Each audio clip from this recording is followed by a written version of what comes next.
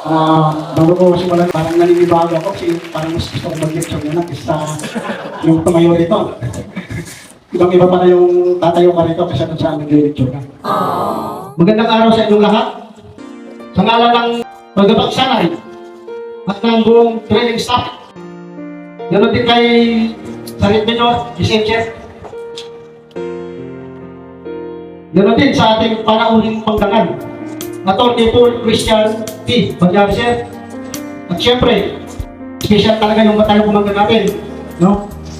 Yung ating pinakapogi na batalyong commander natin at Miss Happy, pinaka-down to earth. No?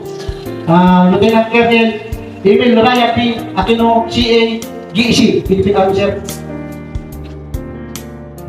Isang marangal na pagbati ang nais kong ipabot sa bawat membro ng Yura Class 01-2025. Ngayong araw na to, sabay-sabay natin pagdiriwang ang bunga ng inyong pagsusumikap, tiyaga at pakinindigan. Bilang inyong instructor, nasaksihan ko ang inyong unang hakbang mula sa pagiging tahimik at kabadong mga mag-aaral hanggang sa pagiging disiplinado, maalam at responsable mga individual. Hindi naging madali ang landas at hindi rin madali ang mga desisyong kinakailangan ninyong gawin sa bawat araw ng pagsasanay. Ngunit sa kabila ng lahat ng hirap at pagod, pinili nyo magpatuloy kahit na maraming putok at multa. What is? Ang mga salitang hindi mo kaya at napalitan ng kaya ko pang magmulta, kahit isang case pa, kahit ilang birma. At ang mga dating pag-aalitangan ay napalitan ng determinasyong pagtagumpay. At bilang inyong instructor, wala nang mas nakakapagbigay ng kasiyahan kundi makita kayong naririto ngayon nakapo sa aking harapan.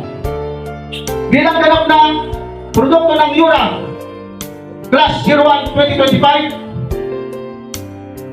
ang pagtatapos na ito ay hindi dulo, kundi simula pa. Simula ng mga mas malaki at mas mabigat na responsibilidad. Nais nyo na ngayon ang hamon na ipakita sa labas ng training camp. Ang mga mag-aaral na inyong natutunan dito, isabay ninyo ang disiplina, dangal at integridad. Saan man kayo dalhin ang inyong serbisyo, dapat dala-dala niyo. Maging ilaw kayo sa piling at buwaran sa kapwa.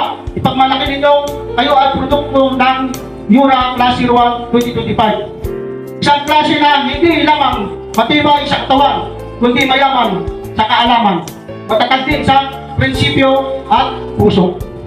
Muli, binabati ko kayo.